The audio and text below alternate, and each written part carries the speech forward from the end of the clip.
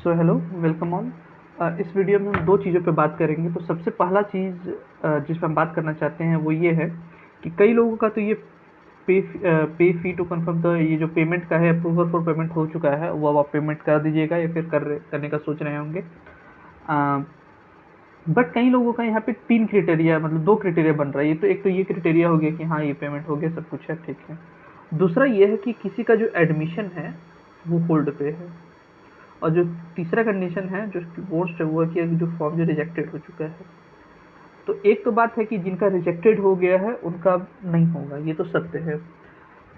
But अगर आप इनको, जैसे कि आइडियली ये है ऑन द पेपर, ये रूल है कि जो भी कॉलेज या फिर जो भी डिपार्टमेंट रिजेक्ट करता है उसको कायदे से उनको बताना पड़ेगा कि क्यों रिजेक्ट कर रहे हैं। बट ऐसा सुनने में आ रहा है कि तो एक दो से बात हुआ है, वो बोल रहे हैं कि नहीं, वो रिजेक्टेड हो गया बट शो नहीं कर रहा है रिजेक्टेड वाला। तो इस केस में मे बी वो आपको मेल करें।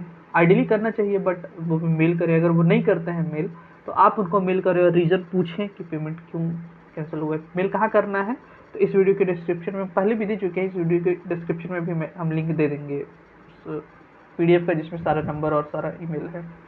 अच्छा, रिजेक्टेड क्यों होता है? तो रिजेक्टेड होने का दो रीज़न, मेनली दो रीज़न है। पहला कि आप कॉलेज या फिर जो कोर्स है उसको, जो एलिजिबिलिटी क्राइटेरिया है उसको आप फुलफिल नहीं कर पा रहे हैं। ये कहाँ मिलेगा? तो ये आप जाइएगा CUET का जो प्रोस्पेक्टस होगा CUET का, जिसमें आपको जो भी कोर्स होगा उसका आप रिस्पेक्टिवली जाकर एक बार पढ़ लीजिएगा क्राइटेरिया क्या है। जो एक तो एक क्राइटेरिया है। दूसरा जो रीजन होता है कैंसिल होने का, वो होता है आपका, अगर आपको डॉक्यूमेंट अगर लग रहा है, अगर आपको कोई कैटेगरी सर्टिफिकेट लग रहा है, कोटा सर्टिफिकेट लग रहा है, तो उसका जो सर्टिफिकेट है उसमें कुछ प्रॉब्लम। एक तो जो प्रॉब्लमेंट है कि जो डेट है और जो इशू ऑफ डेट है वो होना चाहिए 31 मार्च 2023 के बाद का होना चाहिए। अगर उससे पहले है तो फिर वो कैंसिल हो जाएगा।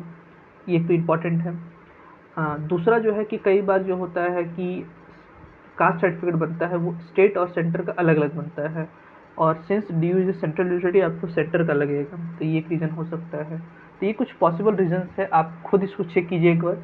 अगर लगता है कि यहाँ कुछ प्रॉब्लम हो रहा है तो फिर ठीक है। और अगर नहीं है, अगर आपको लगता है कि नहीं everything is fit and fine, then आप मेल कीजिए एंड कॉल कीजिए उनको। उसमें नंबर भी दिया हुआ है इस PDF में।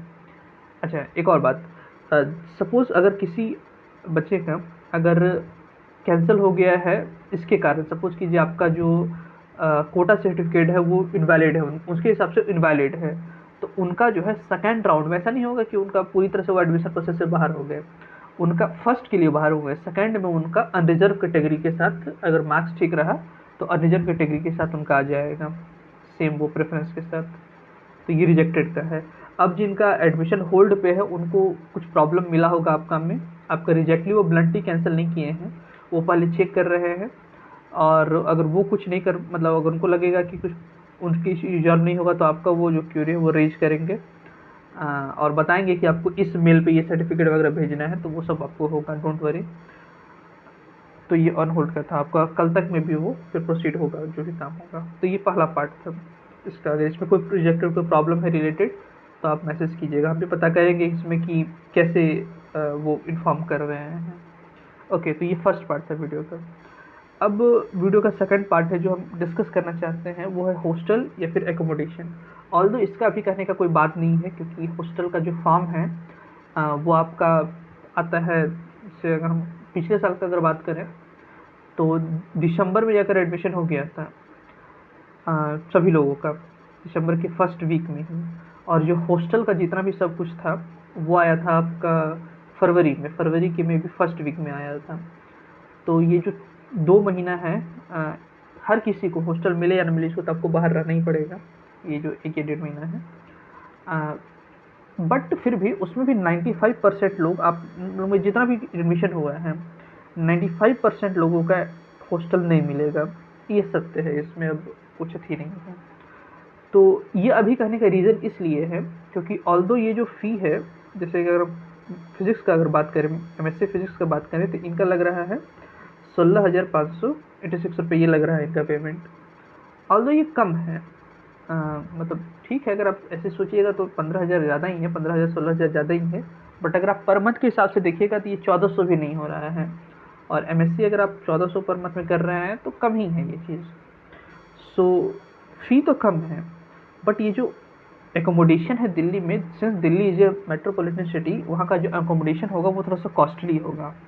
तो आप 22 अगस्त तक आपको ये 22 अगस्त 2023 तक ये जो पेमेंट का, अगर आपका पेमेंट का लिंक आ गया होगा या फिर जब आएगा तो आपको 22 अगस्त तक आपको टाइम दिया जाएगा कि आप जो पेमेंट है उसको कर दें शाम को 5 बजे तक।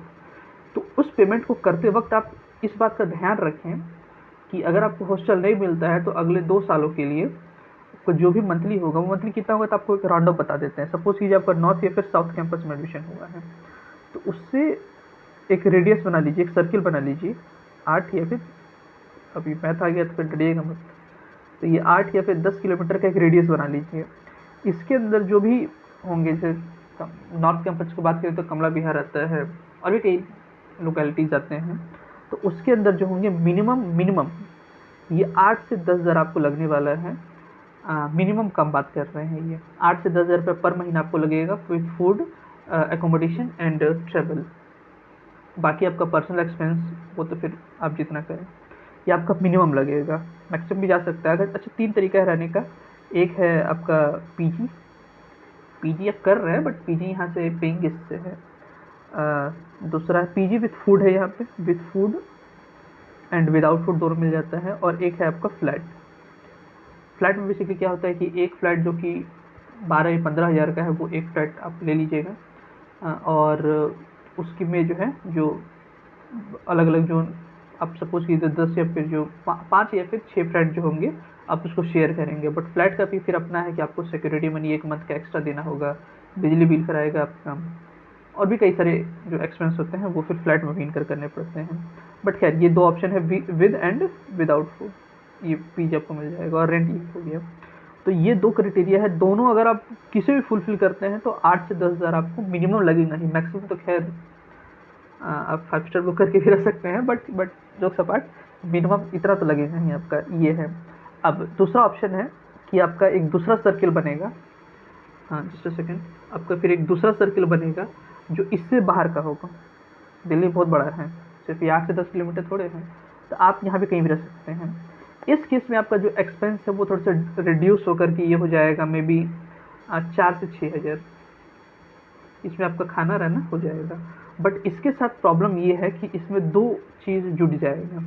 एक तो है ट्रैवल का एक्सपेंस, ऑल्दो मेट्रो चलता है, कनेक्टिविटी मिल जाएगा आपको, बट वो भी थोड़ा कॉस्टली नहीं होता है मेट्रो में। सो ये ट्रैवल एक्सपेंस आपका एक्स्ट्रा जुड़ जाएगा। और जो मोस्ट इंपॉर्टेंट जो इसमें एक ड्रॉबैक है इस सर्किल में रहने में, बड़े वाले सर्किल में रहने में, कि आपका एक टाइम बहुत ज़्यादा वेस्ट हो जाएगा। अगर आप 8 या 10 किलोमीटर से अगर ज़्यादा रहते हैं, दूर रहते हैं, तो फिर आपका 1 से 1.5 घंटा आपका फिर लग जाएगा ट्रैवल करने में। और अगर आप पर डे अगर आना जाना मिला लें तो आपका 3 से 3.5 घंटा चला जाएगा आपका बस ट्रैवल करने में ही। और so this is the problem, अगर आपका पर दिन 3 या 3.5 घंटा अगर ट्रैवल में खर्च हो रहा है, सो काफ़ी टाइम सेल्फ स्टडी के लिए बहुत ही कम टाइम बचता है। तो ये जो है इसमें ड्रॉबैक है।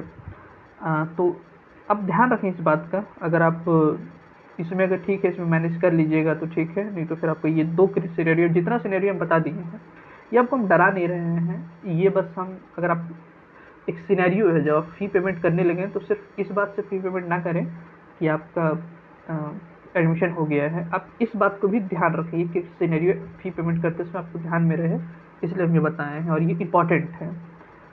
अगर आप ये फ़ी अगर कर ली, इसको बियर कर सकते हैं, आपका वेल ऑफ फैमिली से आते हैं, आप ये बियर कर सकते हैं, तब तो अच्छी बात है, तब तो फिर क्या ही बात है, आप एंजॉय कीजिए लाइफ को। बट अगर कोई प्रॉब्लम है तो आप इस बात को ध्यान रखिएगा। बाकी ठीक है, ये वीडियो को एंड करते हैं। मेन बनाने का रीज़न मेरा ये था कि आप इसमें देख लीजिएगा, आपका कोई प्रॉब्लम तो आप पूछ लीजिएगा, and take care, okay, have a good day.